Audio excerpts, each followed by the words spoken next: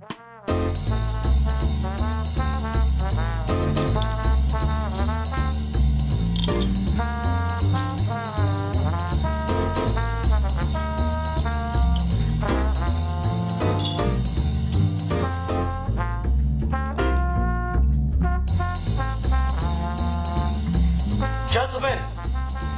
the time has come once again to discuss things.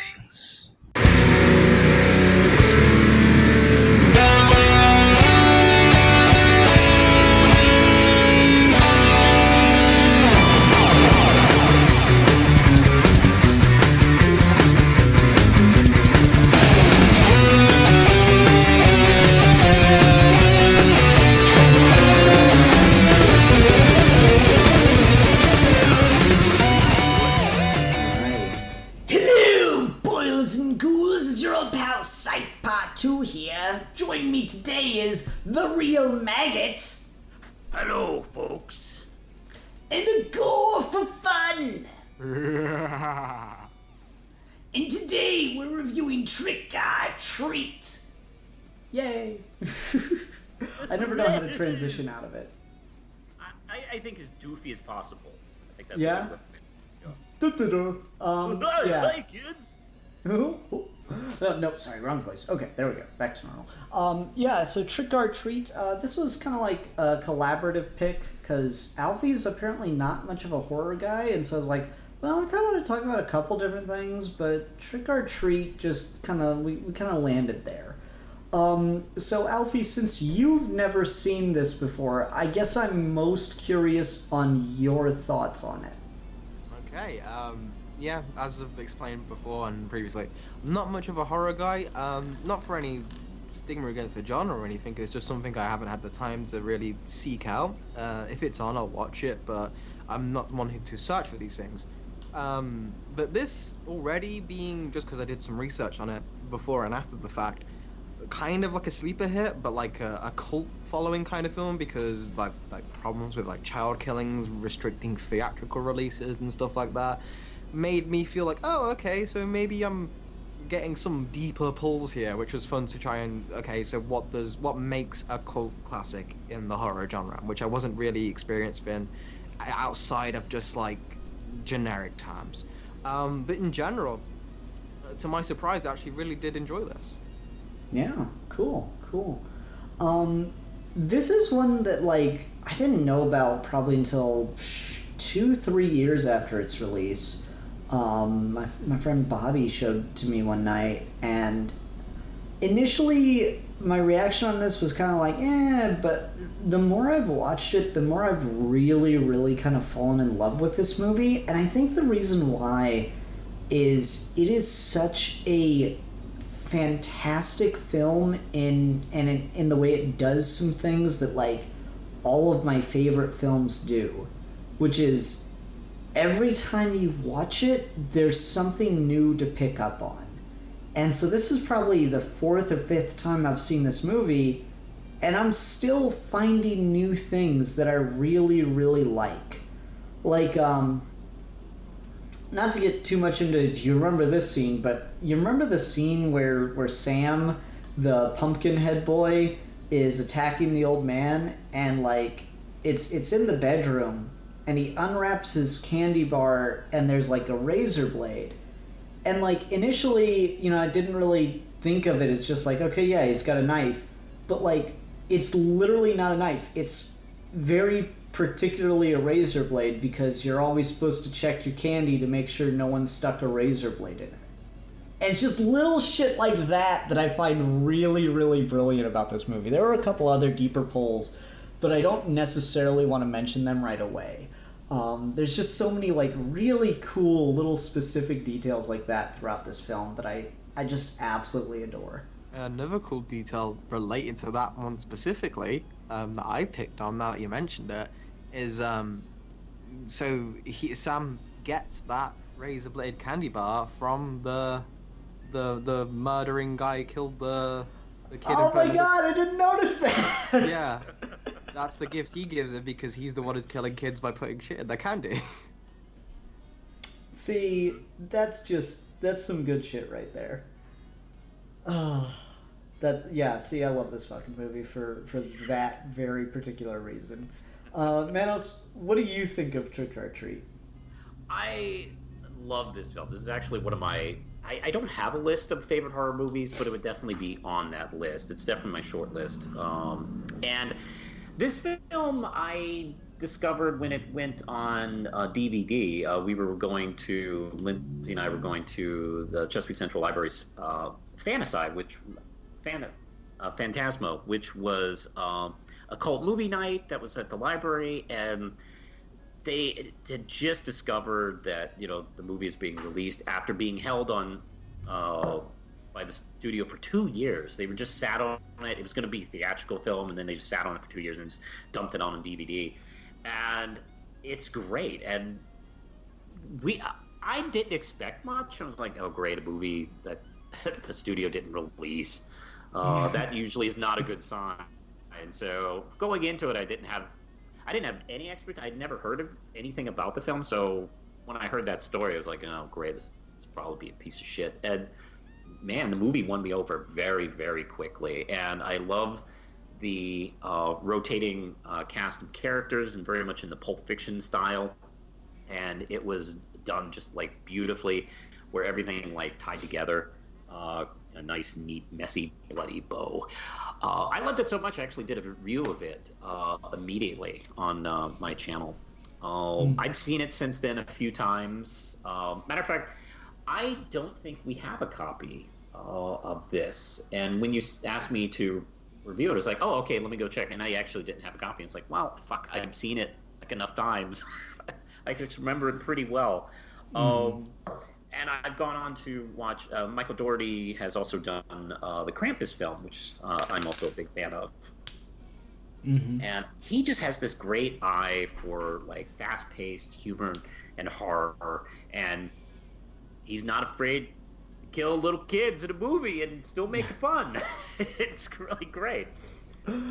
Yeah, so like I guess you guys know more about this movie's kind of behind the scenes. I tend not to really look into that stuff all that often because I tend to just get pissed off by it. Yeah, it sucks. Really, they were. Well, I mean, I joke about kids, but yeah, the studio was very nervous about that. And they just didn't know how to release it because it's the vibe of this horror movie. Keep in mind, was made in the mid 2000s.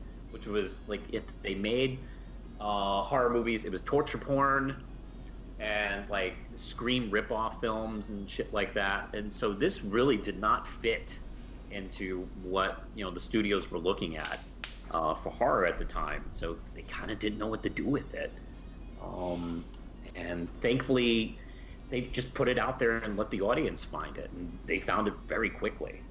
To be honest, I actually think this is a better Halloween film than Halloween. I think it celebrates the concept and the spirit of Halloween much better than like all 38 Michael Myers movies.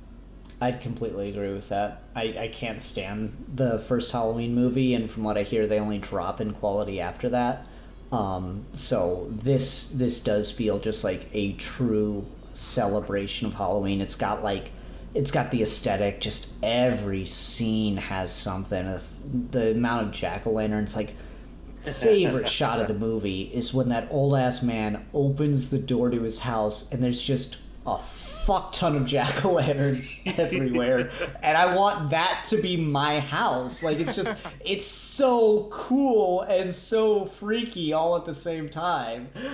It's just such a great moment.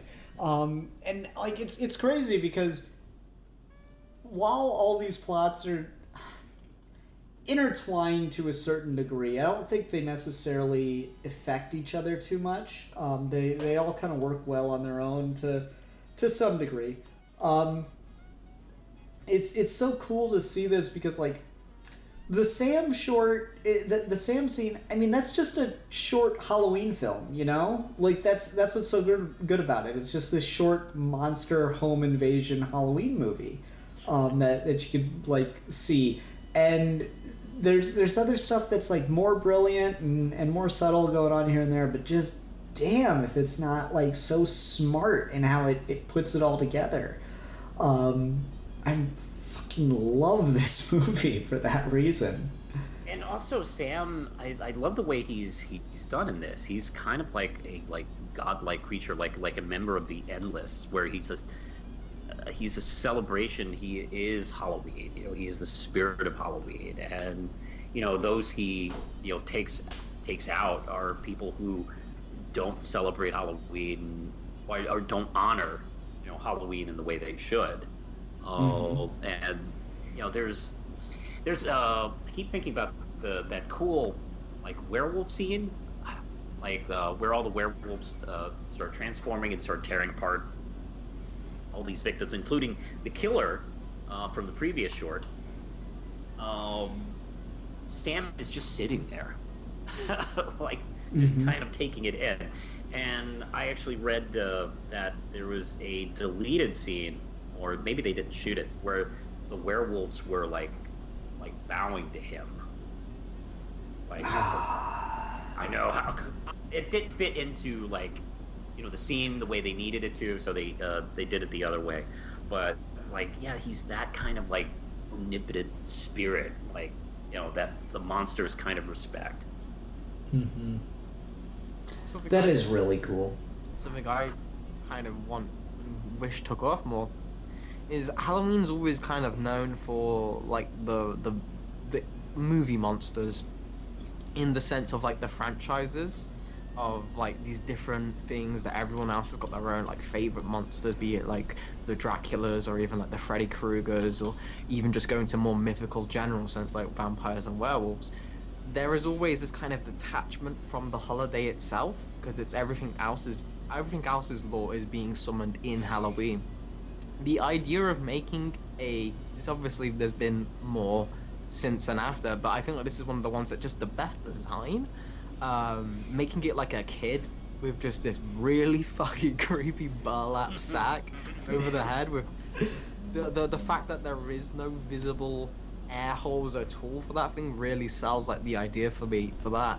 But then also just the idea of Halloween does have its monster. Halloween has its Father Christmas, and I really like that idea, and kind of hope that I wish this got like a really big theatrical release, because if that did take off in the pop culture, I think that'd be a really cool thing just for the holiday to have like a mascot in of itself.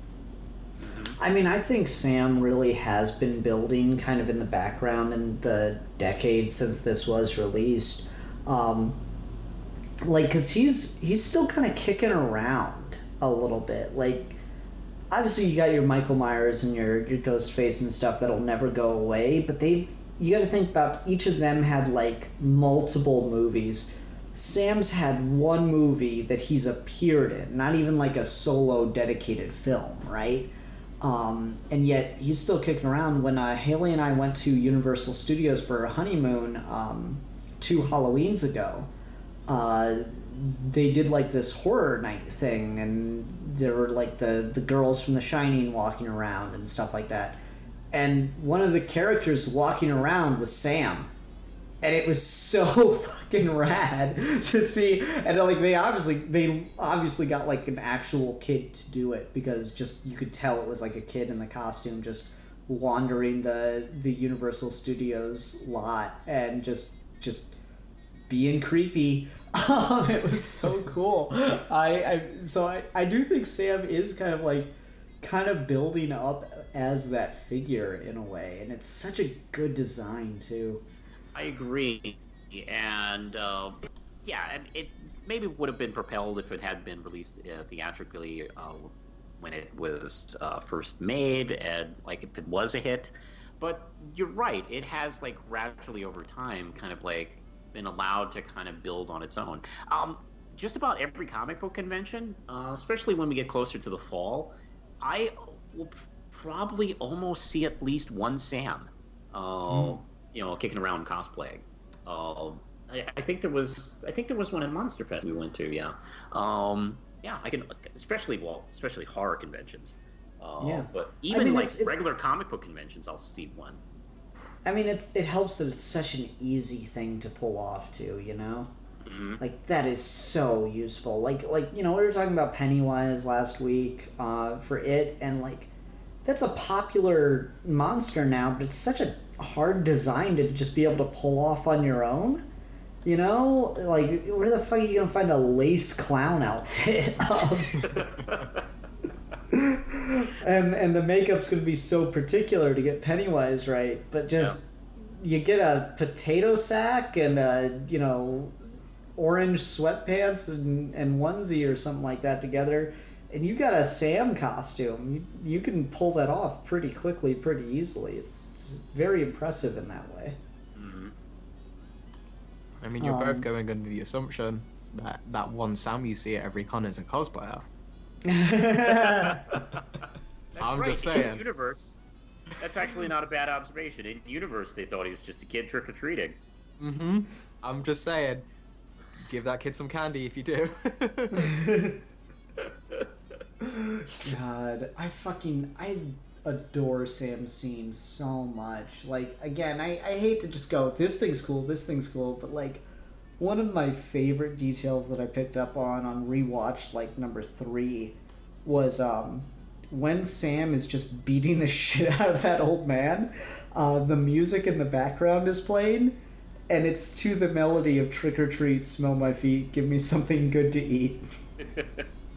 And it's details like that in filmmaking that I adore those attention to detail moments. But we should talk about some of the other stuff.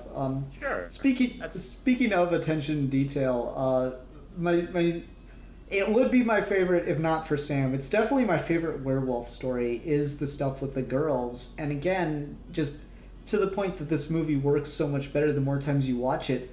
All of their dialogue is just like screaming at you, we're werewolves. The whole fucking time. It's beautiful. I know. That's one of those movies, particularly their scenes are great on rewatches. Because, first time, it does trick you into, just average horror teenage girl dialogue. And it's just, so wonderful. It's like, oh man, all these guys are dead.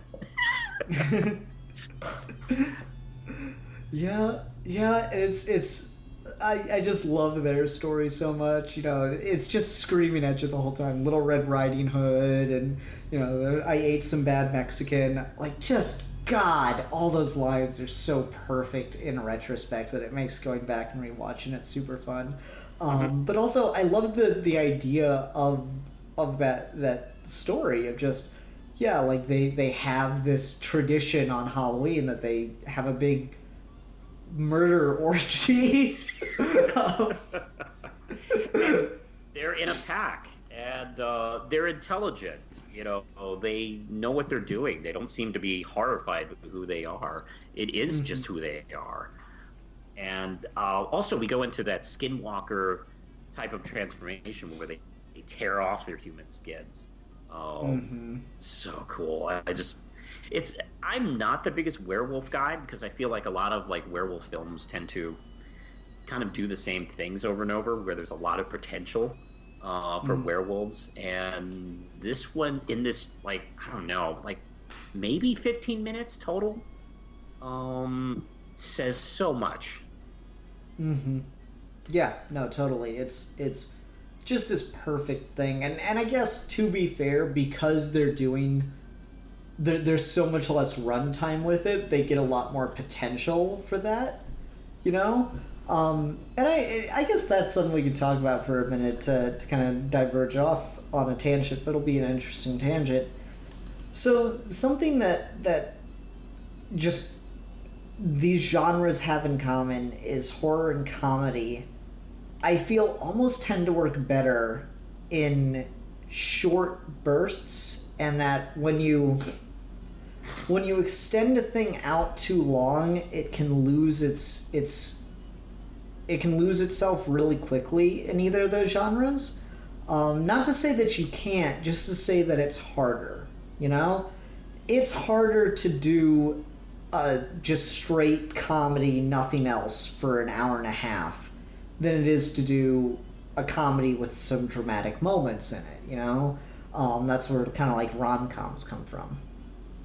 And I think there's something to be said for horror as well. There's obviously a lot of horror movies, but they often spend the majority of their runtime on setup, on building suspense, and on, character drama work, as opposed to on the horror stuff itself. You could even say that about this short, but still, it's doing a lot in the time it's given. But I'm not sure if you could extend it out into its own film, given the same premise. I feel that's one thing where, if you just take the idea of, alright,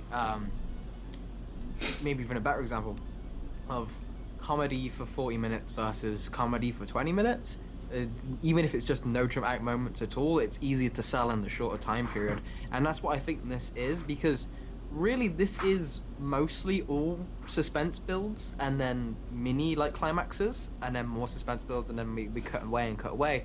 But I think it works really well for the pacing there, because at the same time you're never feeling that, you're never feeling like you're being cheaped of the end of the story, because by the time you finish 2 stories you're still, I remember these characters from the other one. I think the order of where things are placed in this really does help that flow, where you get to see the beginning of one thing and then the end of one thing and then it's a little narrative, it comes back to where it starts. So the audience is never feeling like it's too much information going on, because the setting's always familiar. You're recognizing faces that you've seen in the other stories already. So it's giving you a lot of new information, a lot of lore at once. We get 3 different, just excluding the serial killer and his son who making jack-o'-lanterns out of people's heads. You get 3 supernatural horror monster backstories in all of these things, with the werewolves being the ones and then Sam being the only one we get a full explanation is the kids in the bus. But all 3 of those are okay, that's a movie premise, that's a thing. It might not be a good movie if you stretch out to that. You can totally see someone running with that of, okay, it's Halloween night and these girls come to a town and it's meant to be a fun, light rom-com. Will she get her first kiss? And it turns out, the werewolves by the end of it. That's first kiss. Alfie, you're so sweet. I love you so much. Hey man, I'm trying to get you monetized. That first fuck, Ian. Can you just say it what it really is? Their first raw dog. Come on, just. That's good. But it's one of those things where I feel like the execution here is very smartly done, and something I wish more films did, because I really do like the idea of anthology films, and it's something I wish particularly got with superhero stories or something like that, because just as I was watching this and the comic book paneling and the references to the old horror comics, it really made me die for more of this in filmmaking, because it's a really good method to tell a lot of stories in a very short way, and it gives you that energy, it gives you that focus that I think you were mentioning before of, you don't need to waste all the ideas you have, because say you've got a really strong idea, and I feel like a lot of this it's just, alright, we've got a really great idea for the ending of this werewolf story. But we've got to pad it out to make it fit the runtime. No, you don't, just make another story in the meantime while you wait for that one to conclude. That's a really smart way to handle that problem. Yeah. Mm-hmm. It is one of my favorite types of filmmaking, and I tend to refer to it as the Pulp Fiction style of filmmaking, where you do have all these stories bounce off each other, and they do kind of, in a way, because the way they're interacting, kind of create a universe within one film. I feel like when I watch Pulp Fiction, when I watch Trick or Treat, when I watch the movie Go, I feel like I could live in that universe and kind of understand how it works. Mm-hmm. Yeah, I do really like anthology filmmaking. Shit, I'm a Tales from the Crypt guy, right? I just like anthology anything, really, to be honest with you. I wish we did more of it, and for whatever reason, people just don't buy it, or it doesn't sell, or people don't think it sells. But God, I wish we just had more of it, because, I like horror movies, I like horror as a genre, but again, so many horror movies are just nothing but suspense building, but the problem with suspense building for half your movie is it can get boring quickly. Like there's just nothing around that. Like if you're not like worried at the moment, or if you lose focus for a second, you lose that suspense and then you're just bored. Yeah, right? I mean, that's the risk of having 20 minutes worth of suspense stretched out 90 minutes or 2 hours. You do get bored of it, and that's I've often talked about the relationship horror and comedy have, because to be honest, I feel like a well-made comedy, a well-made horror have kind of the same pacing, and often they even have both kind of like last lines that are kind of like punchlines, designed to like kind of leave you laughing or leave you creeped out and shit like that. And they both kind of almost have like setup punchline, setup punchline, in both cases. And I like it when I've seen a bunch of like good horror comedies, and of course I've seen it done badly plenty of times. One more thing about the anthology setup is what's interesting about the design of this movie is it's not like unique. There are plenty of horror anthology films, but this is the only one that does in the Pulp Fiction style, where they kind of run into each other and they're bumping elbows and running and even killing each other in some extent. Where a lot of horror anthologies are like Creepshow, or like the Tales from the Dark Side film, where they might have a framing device, but it'll be like one story, then another story, then another story, and they won't really interact too much. So that's one of the things that really feels like a nice breath of fresh air with this movie, and it has a lot of fun, and also the fact that it is kind of a universe, because it's not just one thing. Like there's an insane madman killer, there's werewolves, there's spooky ghost children, zombie things, and then of course Sam.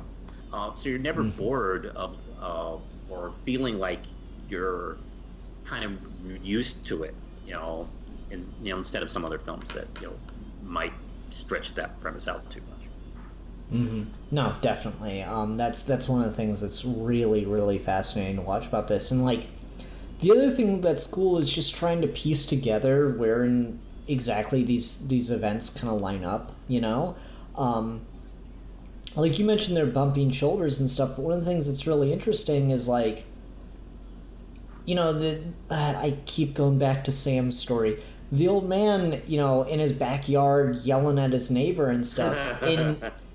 In the killer's storyline, that's just this moment of like kind of comedic suspense and such, right? But in his storyline, that's this moment of intense suspense and like dread. And it's really cool to see how those two kind of play off of each other, because they're full on scenes interacting, and that's really, really neat. One of the things that I just absolutely adore is that the first opening scene of the movie and the last scene of the movie play off of each other fantastically. We get all these things that feel like they're just little, this is just setting the mood of the evening. We see like the jack-o'-lantern in a wagon, and we see that some kid almost gets hit by a car because they're not paying attention as they cross the street, and yada yada yada. But then by the time you get to the end of it, no, that's all the characters. They're all on scene together in just one shot. And that's really, really cool. or one scene. And that's really, really cool how that all plays off. Because, like, you mentioned Pulp Fiction. Pulp Fiction doesn't even have the balls to do something like that. And that's so perfect. It's just like, you could really rename this movie from, like, Trick or Treat to, like, The Tales of whatever lane or something, or street or whatever, I think Trick or Treat's probably better. Probably, but like you could make it, because it all takes place with like these characters that met on this one thing, and it's really, really cool how that all comes together. No, I definitely agree. I think I'm curious, just because you two have watched this more than me, so maybe some of these stories' opinions will change more on rewatch or anything. But you said the Sam one was like one of the standouts for you, Ian. I don't know how you feel on which ones you want to like the most, Amanos, but do you have any like least favorites, or did you have any ones where you felt were the weak links of the bunch? Because I do think I do have one. That's a good question. I don't know if I have like a weak link. Like when I think of weak link, I mean like the story just doesn't hold up as strongly as the other, as opposed to like favorites, like personal favorites and shit like that. I'd say they're pretty. What I think is so great about this movie is I really do feel like all these stories are objectively great and as good as each other. I have personal favorites. So that's a different thing. That's more subjective. Well, I think that's what I was going for. I want your subjective opinions. Yes, because my favorite is I mean, jeez, I mean I that might hit me on a different day. You ask me this next week, I might have a different opinion, but I don't know. I keep thinking about the the werewolf story. I don't know. It's just the werewolf one just really hit me. But shit, like the ghost children in the bus in that story and the way that's shot, and it's so sad, and it's you know what, the ghost children one is my favorite.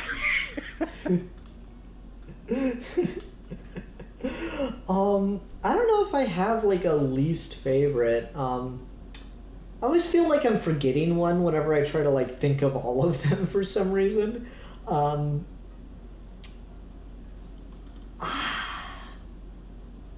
Okay, so like when I first watched this movie, I had a lot more of a sour take on it than I do in retrospect as I've watched it more, because it kind of got me, and I guess I didn't like being got. Because it starts out and you're given the impression by the way the events unfold in the beginning that there's no actual supernatural reality here.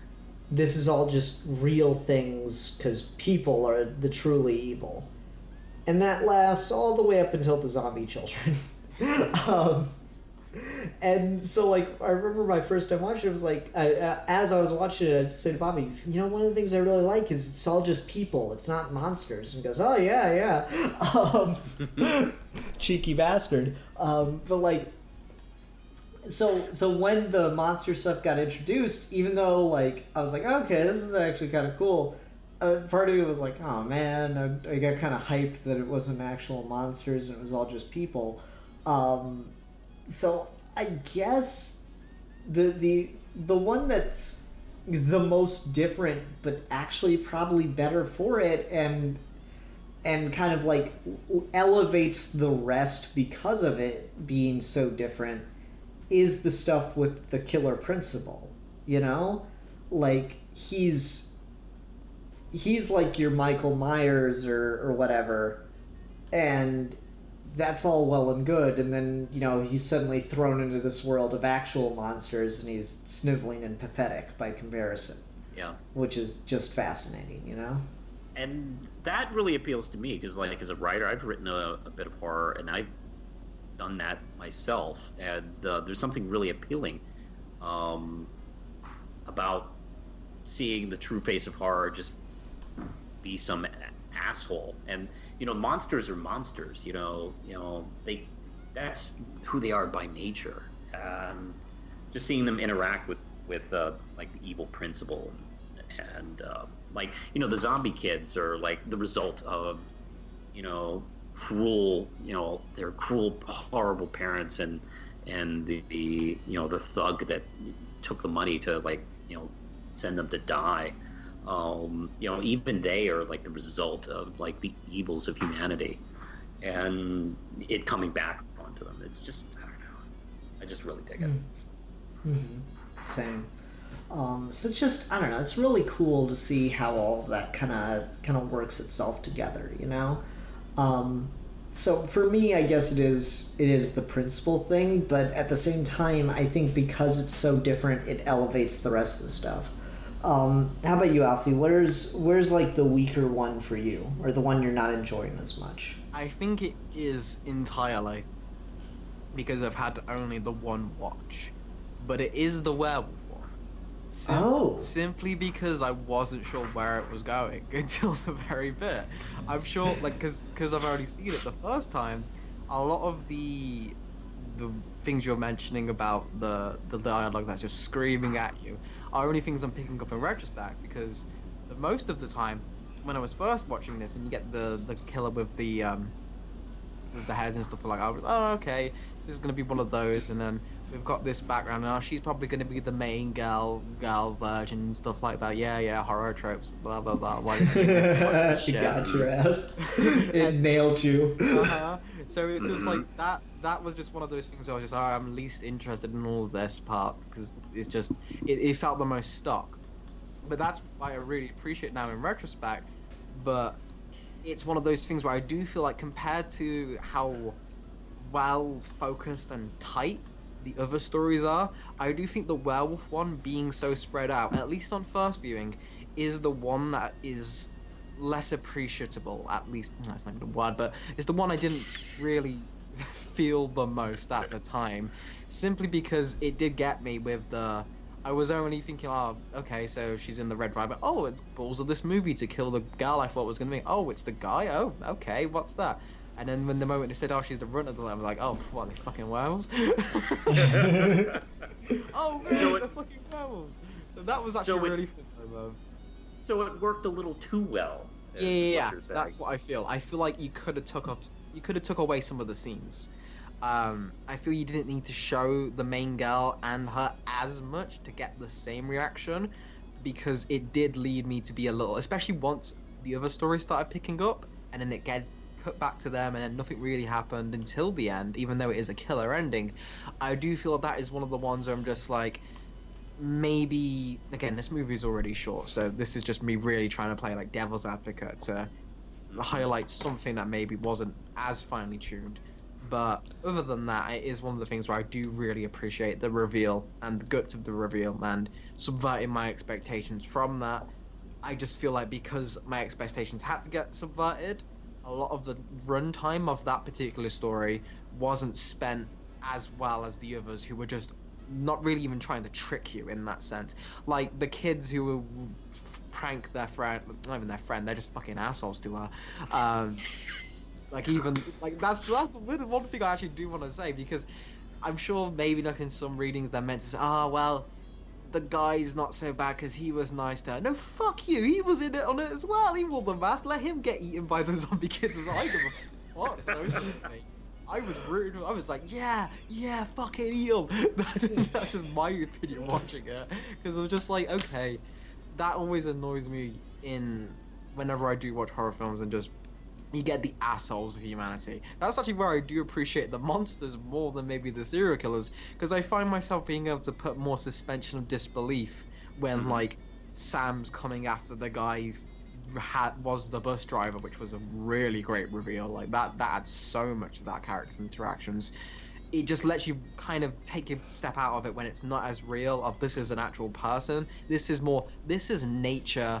This is karma embodified, taking itself out. Embodified? You're just making up all kinds of words tonight, aren't you? I'm tired. This movie had an effect to the point of creation of new words. Yes, exactly. I'm just gonna start speaking in tongues in a moment, and that will really creep you out. Yeah, I like the comparison of the monsters and the spirit of Halloween being like nature. I think that's really like a cool way of looking at it. And I gotta admit, I really love the balls of the film for that ghost children scene with the kid. Of course, the girl is able to escape, and she doesn't let any of them get back in the elevator with her. Even the one that was kind of turning, like, yeah, he was like shitty too, but he was sort of getting like, starting to regret about it. And Fuck no, him. like fuck him. No, he's done. If he was good in the first place, he wouldn't have done this. Oh, so yeah, because some I know some other horror movies would like have like maybe saved him too. Like, well, he learned his lesson, so he can be alive. Like, no, fuck him. He's dead too.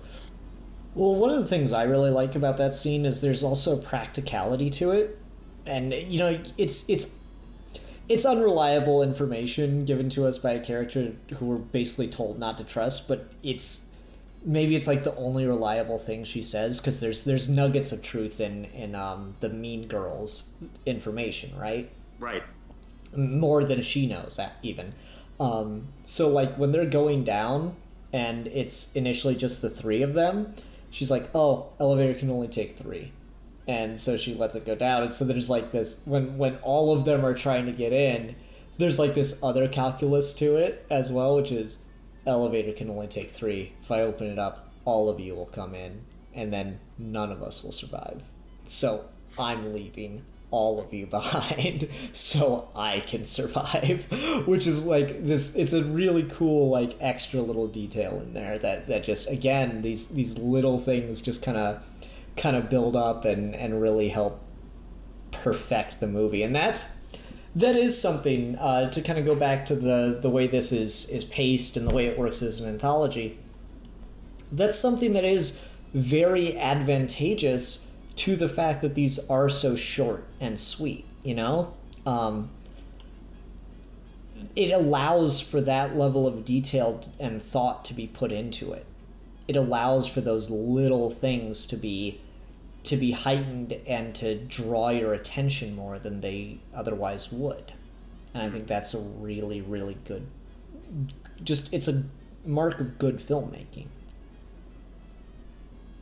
Definitely. And one thing I actually do want to bring attention, just because of how kind of just impressed I was, especially given the fact that some people would have picked this up, like you mentioned this man, I was like, oh, it was held back with a studio, it can't be that big thing.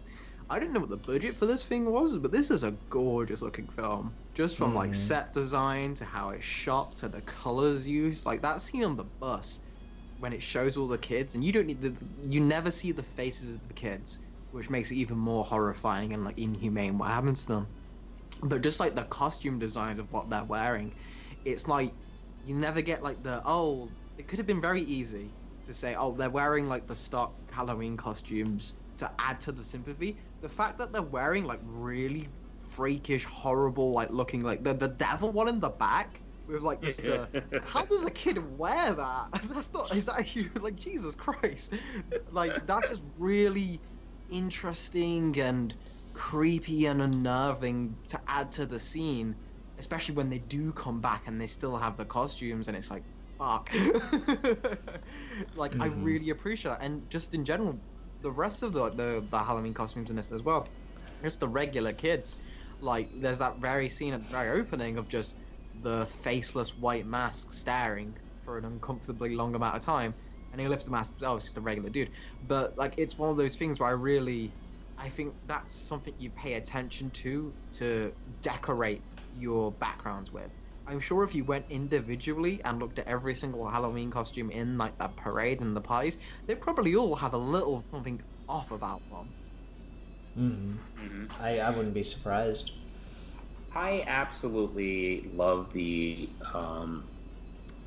tale of the children as it's told, and you're right to really point it out. That was so beautifully shot. It's shot in the way it's written, and the costuming for that. I really do think it elevates the film, because it does give it this kind of mythic folklore quality, where if they had just done, some cheesy like references and stuff, it wouldn't have worked. It really does feel aged. It really does feel lived in.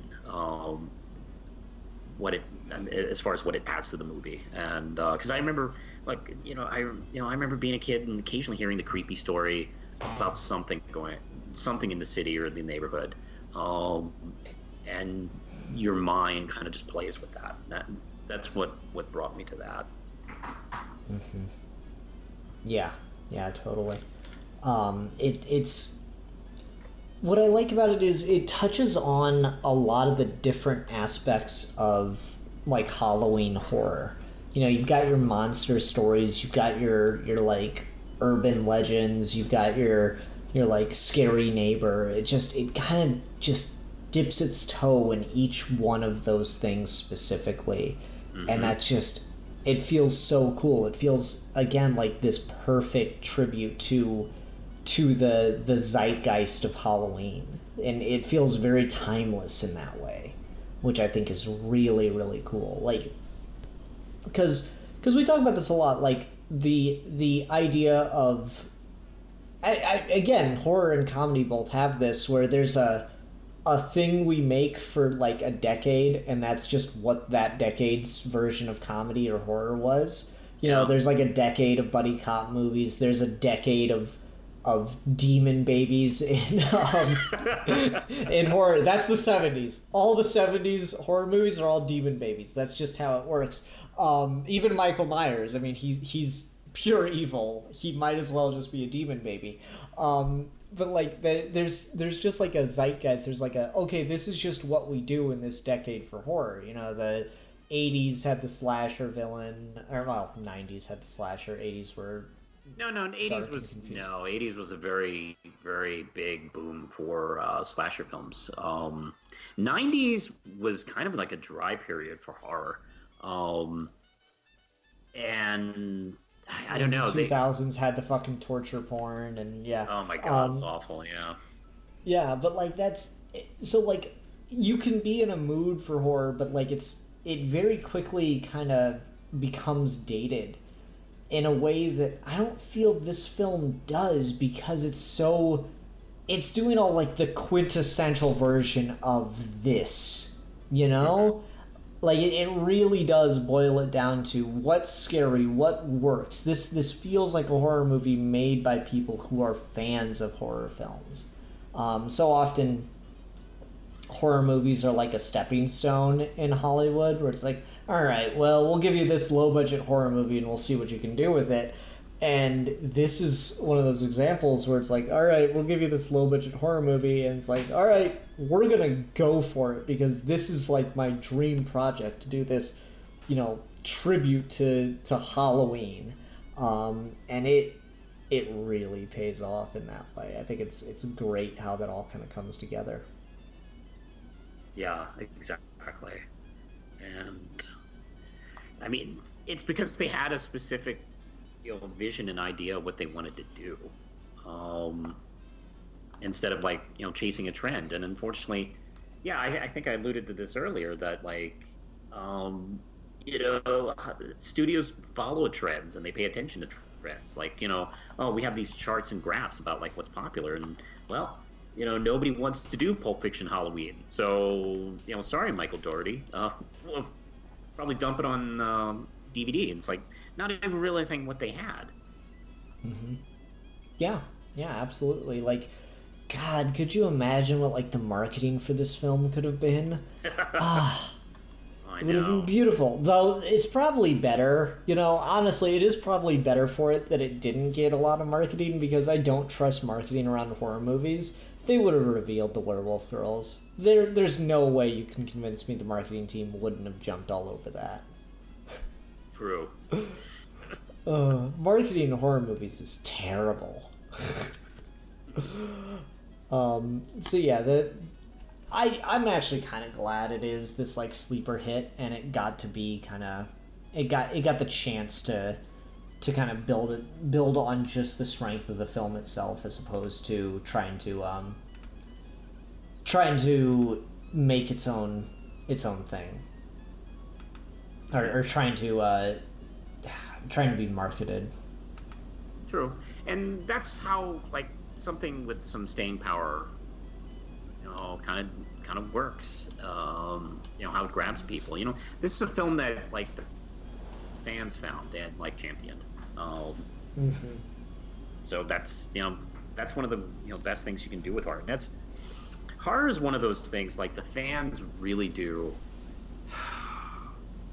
They it's one of my favorite fandoms, because, you know, horror fans tend to, yeah, they have their like sections where they break up like a lot of like comic book and science fiction fans do. But like they tend to honor and respect like the whole medium. Like you can talk to a teenager who has like watched all the Universal horror films and some silent films and can tell you about that just as well as they can tell you about the movie that just came out this week and shit like that. They love the whole medium, which is one of the things why I love so much about the fandom of it. It really is something Absolutely. where horror's got like kind of a craft to it, where there's always these intrinsically words being made up on word. I'm just gonna keep to very simple, brief sentences now. Being possessed by an illiterate demon. So there are a lot of these kind of nuances and just ways people bring into horror that have learned from each other, and almost in like a expansive filmmaking treehouse of where people sit and say, oh, you did that, yeah, let me take that, let me add this, let me swap this around, blah, blah, blah. And everyone's very open about how they do this. There isn't this like kind of elitist, oh well, I'm not telling you how I managed to achieve this effect. It's very much, oh no, you can go and research how the Phantom of the Opera's makeup was done, and then you can do that for yourself nowadays. Like stuff like that is really championed by the horror fans, and the lore and the appreciation of the tropes and everything is loved, and to some extent it's greater than lesser, but nothing's really thrown out as like, oh, that just can't work, which I think is something really refreshing from what I've seen as kind of an outsider. And this is something that screams it was made by those filmmakers. It was made by people who had endlessly watched hundreds of horror films and kind of learnt the language of it. Because there is like a distinct language when you watch a horror film that's being made by people who can speak it. Mm-hmm. I think that's a really good point. Like this doesn't come off as disingenuous, which is where I feel like a lot of horror movies, particularly when they're on like, Scream number 12 and shit, Friday the 13th, number 13, the true Friday or whatever the fuck you want to call it. Like by the time, Thursday the 13th. By the time you get to those like just exhausted franchises, there's clearly no passion in it. It's clearly being made just for the money, and so any ideas in it that are any good are really watered down. Like, we can rag on torture porn from the 2000s all we want, but like, I'll stand by the first 2 Saw movies. But something I really want to make sure that everybody knows is the only reason Saw 2 was any good is because someone had already written a script for a movie in which people were like trapped in a house and forced to do horrible things to themselves, and it was being shopped around. Then the first Saw movie came out, and then they're like, oh, this is kind of like that Saw movie that just got popular. What if we just reworked it a little bit and made it into Saw 2? And that's how Saw 2 happened. And then after that, it was just fucking garbage for like 8 more movies. You know what? It's funny you mentioned that, because that's how I think it's from Hellraiser 3 or 4 to the last one. They started out as different movies. And That's they just hilarious. kind of wound up being Hellraiser movies, especially after Clive Barker left. I know definitely the first 2 were definitely Clive Barker movies, but like afterwards, it's like, well, we got this one script. I don't know. I guess we could put Pinhead in it.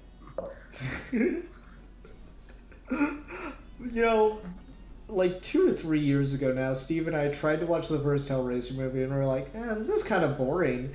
And they're like, but it's got some potential. Maybe we'll give the second one a try. And then we gave the second one a try. It's like, no, this is still kind of boring. And everyone's in the comments like, no, at least get to Hellraiser 4. I'm like, no, I'm not. I've got things to do. I've got people to see. I'm not making that kind of commitment. No, don't fall for it. The first 2 Hellraisers are the good ones. Oh, God, that's disappointing. Yeah. You've already seen the good ones, so, you can stop there. That's hilarious. I know one of the anecdotes behind Hellraiser is when they're working on the first movie and they're trying to decide what to call it.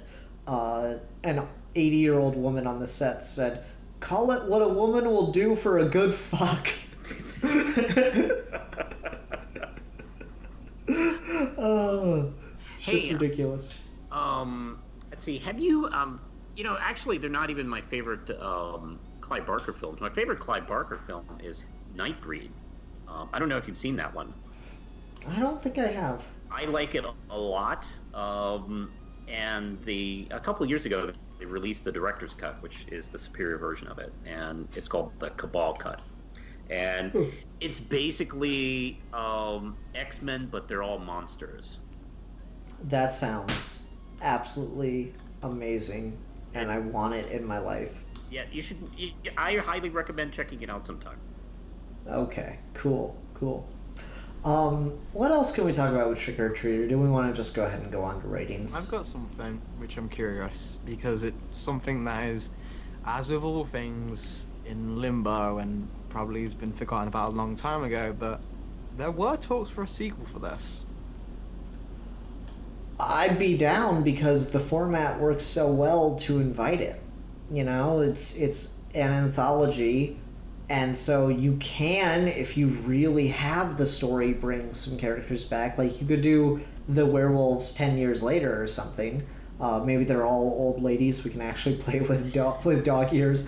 Or you could do something, completely different, whatever you've got the story for. This is one of those horror films that I actually feel it's got legs for sequels, whereas other ones just don't.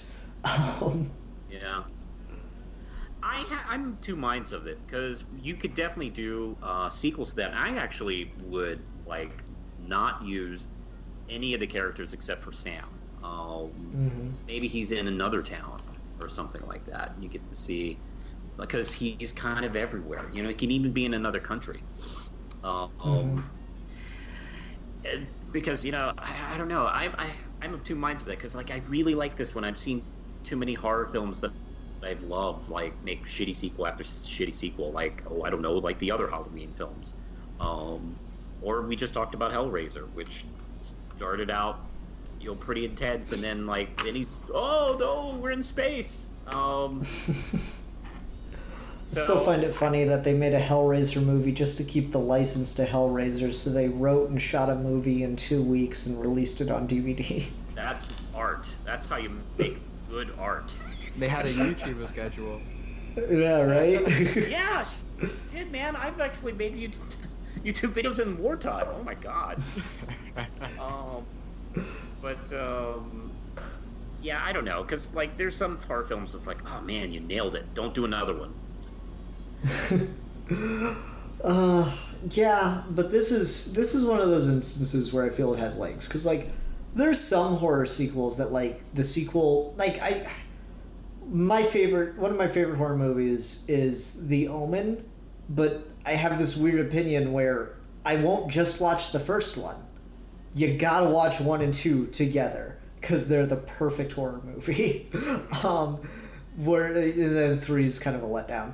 But you gotta watch them as one piece. So it's not that a good horror sequel doesn't exist, and I'm trying to think of a sequel to a horror movie that's actually better than the first one.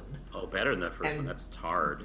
It is harder. There are some Nightmare on Elm Streets that are very good. 3 is great. Wes Craven's New Nightmare is one of my favorite horror movies. New Nightmare is fantastic. I've learned to appreciate 2 more and more as time has gone by. So I think that's there's a couple of shit movies in that series, but all in all, on average, Freddy's films are much better than the other 2 of the 80s trinity of Michael Myers and Jason. I've got a weird opinion here, but I like Predator 2 more than the first Predator. But a lot of people consider Predator 2 a bad movie for some reason. I don't know. You're not Aliens. Yeah. Aliens, maybe. Aliens. Yeah. Well, Aliens kind of transcends horror a little bit, because it does kind of jump into action. Actually, it's funny. God, what is it? Aliens and what was that Schwarzenegger film? Total Recall. Were films that kind of helped transcend me to horror. Because as a kid, I was kind of a puss when it came to horror, and you know, I watched occasional horror movies, and I just avoided a lot of them. And then I don't know, I saw those two films because they were action movies, and it's like, oh well, okay, wait, I guess I can take horror. You know, they kind of helped train me into getting into the genre, and you know, after that, I'd kind of, you know, never really looked back fully. So yeah, they're weird stepping stones. Any more sequels that are good? You know, it's weird. We got a sequel to The Shining coming up. What? Yeah, you know, Stephen King wrote that book about Dr. Sleep. Yeah, Dr. Sleep is a sequel to The Shining, and they're making a movie of it, and it's not just an adaptation of the book. I mean, it's going to be a sequel to it. It looks like it's a sequel to that version of The Shining. Really? Yeah. The Kubrick version or the King version? It looks like it's connected to the Kubrick version because they have some flashbacks within the story, and like, no, that looks like the Kubrick version of the story. You know, it sure ain't as fuck that TV movie. Or they're not doing their own take on, which I think would have been an idea too. They're not doing their own take on the Shining in flashbacks. It looks like they're flashbacking to the Kubrick Shining. That's really surprising because I know King hates the Kubrick movie. Well, he also likes money. So. Yeah, that's true. Well, everyone likes that one, so okay, I guess fuck me. Yeah. I tried it. All right, no one likes that one. Yeah, I don't want to get too far off topic, but I don't know. I'd be down for a sequel to Trick or Treat because the first movie is just so good that it doesn't matter if the sequel is trash. You know. You make a good case because it's such a big universe. I could definitely see them playing around. You know, that's what they tried to do with the Halloween movies. When they tried to make Halloween 3 like a different story, and the idea was each film would be like a different horror movie within that universe, or you know, actually, well, not even within that universe. Each would treat the others like movies and shit like that. It was supposed to be different stories set. They were all set on Halloween. Yeah, and you know, that first one failed because, you know, people wanted the same thing again. And that was an attempt to do that, which I wish that third one had been successful, because that would have been really cool way to take the series. Yeah, it's one of those things where I think the anthology does have a lot more legs for sequels in horror than, you know, Michael Myers escapes prison again. But this Jason time on still a boat? Jason still isn't dead.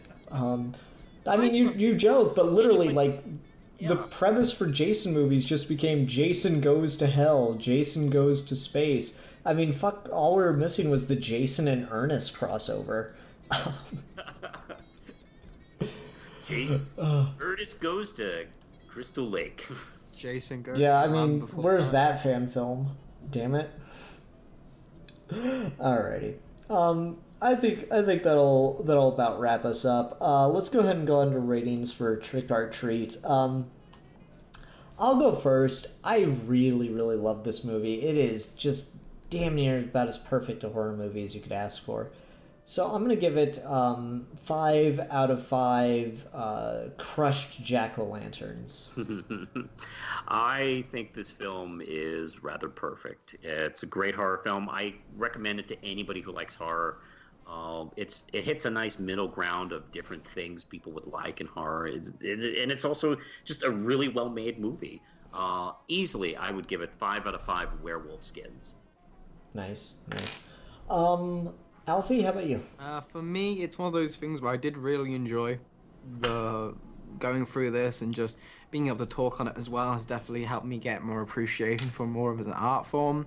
Reading up on the history behind it really made me happy because I always love seeing passion projects and done to this level of quality. It's honestly inspiring. So this was definitely a treat to watch, and I can see it added to my non-existent Halloween movie schedule that maybe I should have now. But this is definitely something I'll go back to for sure. So I'm gonna give Trick or Treat 4 out of 5 really cool bus in the water shots. Yeah, that was a good shot. You're not lying. Okay. Manos, hate to put you on the spot, but putting you on the spot. You want to join us again next week? I would like that. Oh, wait. Cool. No, wait, what's next week? Is next week the 18th? Oh shit! I cannot do that next week. I am actually going to be in Baltimore next Friday. Ah, damn. Sorry. Oh, well. I cannot do it next week. I apologize. But if it's okay. anybody listening to this, if you're going to be at Baltimore Con, I will be at Baltimore Con at Alex Breen's table and Alice and Artist Alley, and signing copies of my comic. So that's where I'll be next Friday. Sounds great. All right. Well, it's too bad. Alfie, put you on the spot. Pick a horror movie. What are we talking about next time? Well, I guess if I had to, I actually did research for this one because I was kind of like, you know what, I want to put the effort in because, you know, horror movies, let's maybe watch them. So I did like some looking at what ones would I want to actually sit down and watch. And this one I thought was interesting, and I didn't see on your channel. I don't know if you've heard this, but Behind the Mask, The Rise of Leslie Vernon. Never, ever heard of this movie. Okay, cool, Neither because have I don't I. want you to look it up. I just want you to watch it because the premise is what got me hooked, but I'm glad none of you know the premise. Nice. Okay. Well, everyone, thanks very much for watching. Until next time, I am Scythe Part 2. And I'm the real maggot. Hi, and I'm a go for fun. And we are your golden gentlemen. And we will be dissecting things. Ha ha ha ha ha!